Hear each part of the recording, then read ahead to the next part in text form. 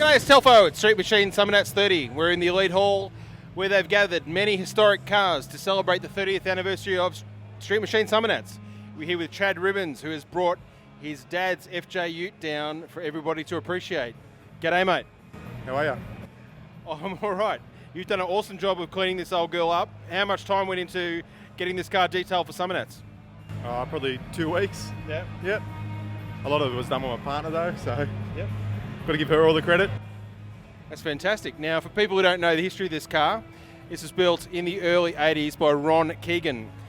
And his dad, as it turns out, owned a chrome business. So this car has, like a true 80s car, has all the chrome, doesn't it? Everything's chrome. The gearbox, the diff, the tail shaft, exhaust, everything. It's insane. It's a real time capsule. We've got a velour interior in there, Jag rear end. Frankly, murals. Frankly, was the king of, or is the king of murals in Australia. Yep. Got a small block shed, which is pretty rare for back in those days, hey? Sure is. Power glide. And yeah, the murals by Frank Lee, he normally only did naked women and vampires, so to do horses makes it pretty special. Yep. It's an awesome car. Now, your dad, Scott, loved this car, and he's had many, many cool cars over the years. He races vintage gases with his missus.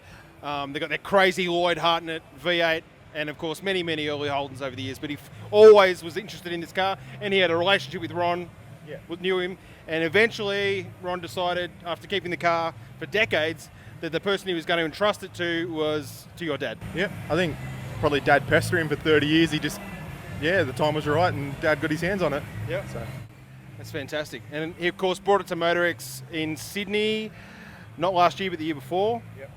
And that was a spin out for everybody, and Ron was there in his Ugg boots to be proud of his car. He was pretty chuffed. Yeah, he sure was. He said it was unbelievable to see it on display again after all this time, and he loved them Ugg boots, I think. Yeah. Now, the hard part of this story is your dad passed away a few months ago, yeah? Yeah, in November he passed away of a heart attack, so... That was a bit of a shock, obviously. Yeah, no warning and nothing, just received a phone call and whole life sort of shattered. Yeah. And like, this is a guy who was certainly very active, racing up and down the coast in the two gases, went to the mud run in the Lloyd Hartnett and you all gave it a bit of a hiding there, eh? Yep, until I put it on his lid, but we certainly had one of the best weekends. Yeah. And he never stopped smiling. There's one thing I must say about him, as you would know. He always had a smile on his face, so.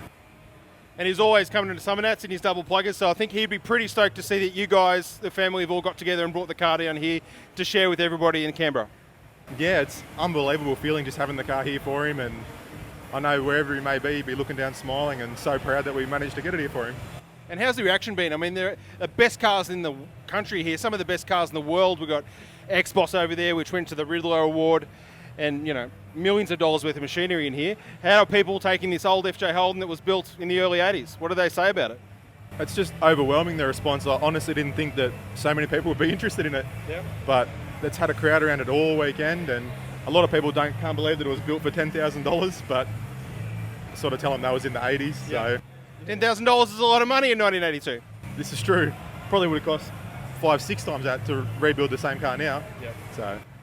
And what I love about this car is it bridges the gap between panel vans and street machines. Street machining is kind of born out of the panel van scene, the drag racing scene, and the hot rod scene.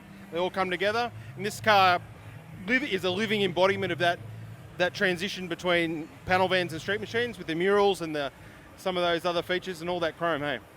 Yeah, it is. It's sort of a blend of everything, and that's a massive credit to Ron. He just must have had a vision and went with it, and we're just doing our best now to preserve it. So. You'll do a few more shows with it? I plan on taking it to a few more shows, the All Holden Day hopefully, and a few other shows I think Dad would have wanted it at. So.